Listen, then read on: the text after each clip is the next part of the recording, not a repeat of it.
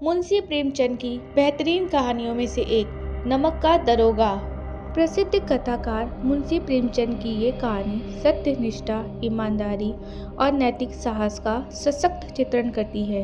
कहानी का मुख्य पात्र बंशीधर, जो एक गरीब लेकिन सिद्धांतवादी परिवार से आता है। उसके पिता ने जीवन भर कठिनाइयों का सामना किया, इसलिए वे चाहते थे कि उनका बेटा किसी ऐसी नौकरी में जाए जहां ऊपरी आमदनी हो और जीवन आराम से कटे। इसी सोच के साथ बंशीधर नमक विभाग में दरोगा बन जाता है, क्योंकि उस समय नमक का व्यापार सरकारी नियंत्रण में था और उसमें भ्रष्टाचार की संभावनाएं अधिक थी।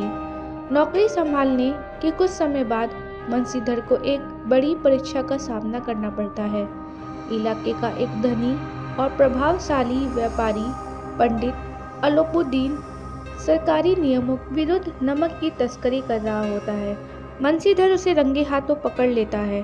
पंडित अलोपुद्दीन अपनी प्रतिष्ठा और धन के बल पर बंशीधर को रिश्वत देकर मामला दबाना चाहता है। वह बार बार बड़ी रकम का लालच देता है, यहाँ तक कि इतनी राशि देने को तैयार हो जाता है जो बंशीधर के पूरे परिवार की गरीबी दूर कर सकती थी। परंतु बंशीधर कर्तव्य और ईमानदारी से विचलित नहीं होता। वह रिश्वत ठुकरा देता है और नियम के अनुसार पंडित को गिरफ्तार कर लेता है। मामला अदालत में पहुंचता है। वहां पंडित अलोपुद्दीन अपनी दौलत और प्रभाव का उपयोग करता है।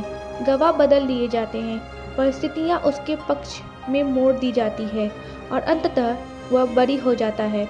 दूसरी ओर बंशीधर की कठोर ईमानदारी अधिकारियों को पसंद नहीं आती, क्योंकि उससे व्यवस्था की सुविधा बाधित होती है। परिणाम स्वरूप बंशीधर को नौकरी से हटा दिया जाता है। यह घटना उसके लिए बड़ा आघात होती है, पर वह अपने सिद्धांतों से समझौता नहीं करता। कहानी यहाँ एक महत्वपूर्ण मोड़ लेती है। पंडित अलोपुद्दीन, जो पहले बंशीधर को अपने रास्ते का कांटा मानता था, उसकी अडिग ईमानदारी से भीतर ही भीतर प्रभावित हो चुका था। वह समझ जाता है कि ऐसे सत्यनिष्ठ व्यक्ति दुर्लभ होते हैं। अतः वह स्वयं बंशीधर के पास आता है और उसे अपने यहाँ उच्च पद पर नियुक्त करता है। इस प्रकार समाज और व्यवस्था भले ही ईमानदारी को तुरंत सम्मान न दे, पर अंततः सच्चाई की प्रतिष्ठा होती है। ये कहानी हमें सिखाती है कि ईमानदारी और कर्तव्यनिष्ठा कठिन अवश्य है, पर उसका मूल्य सबसे अधिक है। धन और प्रभाव से अस्थायी जीत मिल सकती है, पर सच्चाई का सम्मान अंततः होता ही है।